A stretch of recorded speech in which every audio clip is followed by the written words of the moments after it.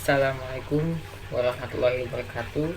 Perkenalkan, nama saya Mukhlis Abdul Latif dengan NIM 45124200041. Pada video ini saya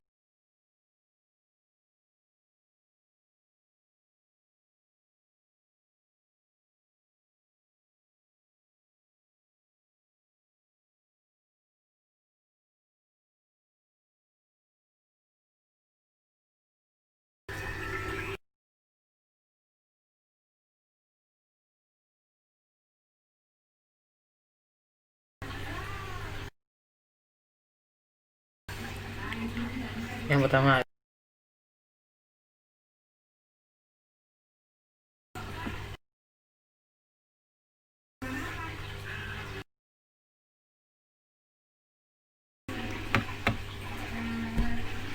siapa itu?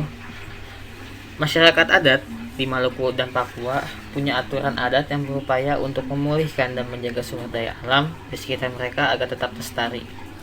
Sasi adat berupa tanda atau simbol agar orang tidak semena-mena atau melakukan perbuatan yang tidak baik pada benda atau barang milik orang lain maupun pada tempat-tempat tertentu.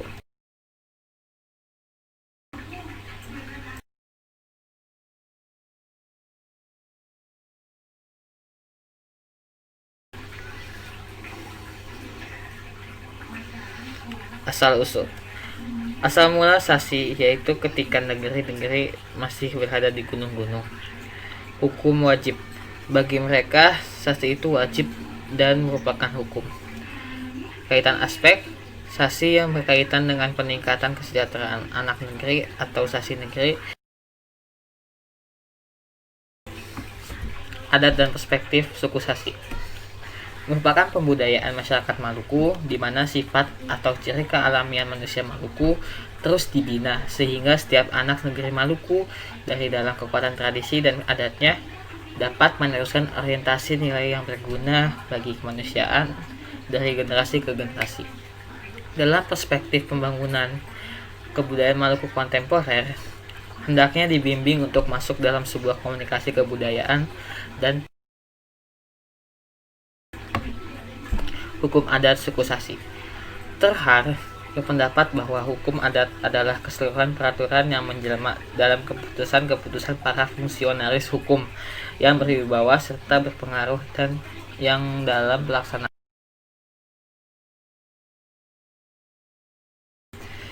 nilai-nilai hukum adat suku sasi.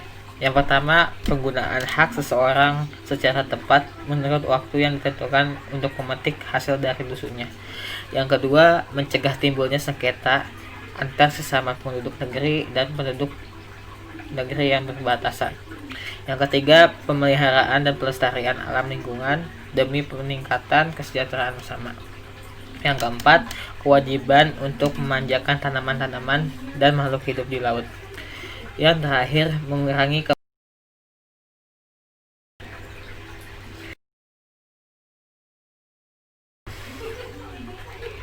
prinsip suku sasi. Yang pertama, bahwa hasil alam tidak boleh disentuh atau dimanfaatkan ketika belum layak digunakan. Yang kedua, memberi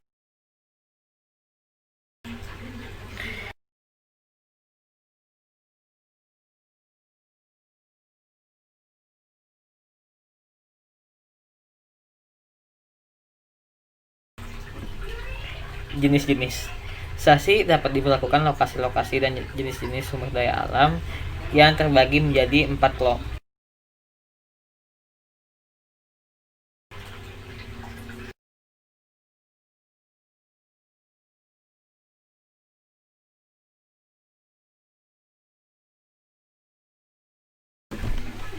Syarat-syarat ritual sasi.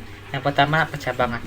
Pada saat sidang adat, harus juga diputuskan daun kelapa yang dianyam harus menentukan jumlah cabang daun atau buku. Yang kedua, minta izin. Saat mengambil daun kelapa dan kayu, harus minta izin.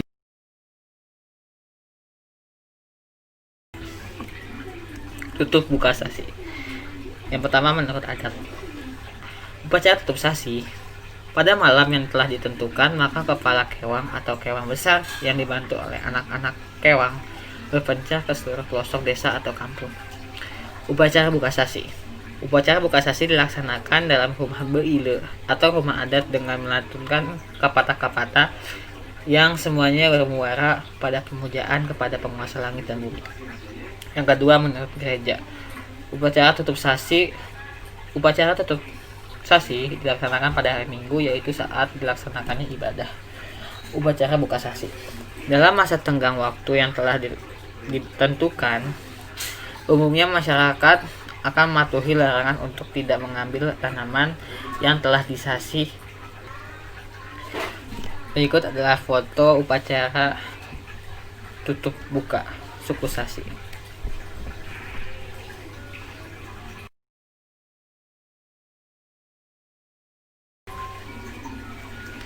Sasi lompa atau ritual suku Sasi. Ribuan warga menangkap ikan lompa dengan masuk di sungai Learisa Kayeli, negeri Haruku Samet. Makna komunikasi. Daun kelapa putih yang pertama bermakna sebagai simbol larangan terhadap sesuatu yang sudah jadi milik orang lain.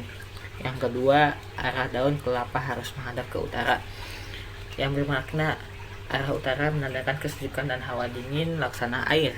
Diharapkan dalam proses pemasangan dan buka sasi dapat berjalan lancar. Yang ketiga, jumlah cabang daun kelapa. Ketika ada orang yang melanggar sasi, maka ia harus dikenakan sanksi membayar dengan lela uang dan emas sebanyak jumlah daun kelapa tadi. Yang keempat, tali warean, yang bermakna menyatukan kayu ainum dan daun kelapa sebagai ikatan dan sandaran daun kelapa. Yang kelima, mas adat atau mas tiga tahil, bermakna sebagai simbol mohon izin kepada Tuhan dan leluhur untuk menyertai proses ritual sasi sampai selesai dengan lancar. Biasakan diri untuk selalu minta izin terlebih dahulu kepada pemilih.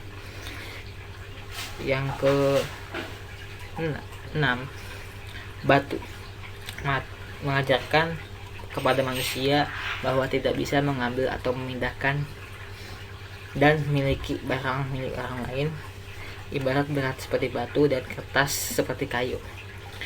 Yang ke-7, sirih, pinang, tembakau rokok gulung, dan uang koin, bermakna membiasakan diri untuk memberikan penyembahan dan menyampaikan doa kepada Tuhan dan leluhur meminta penyertaannya.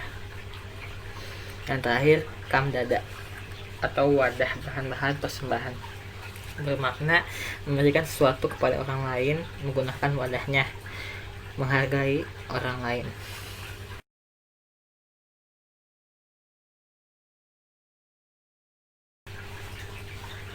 Mungkin hanya itu yang bisa saya jelaskan mengenai kearifan lokal suku Sasi. Kurang lebihnya mohon maaf. Wassalamualaikum warahmatullahi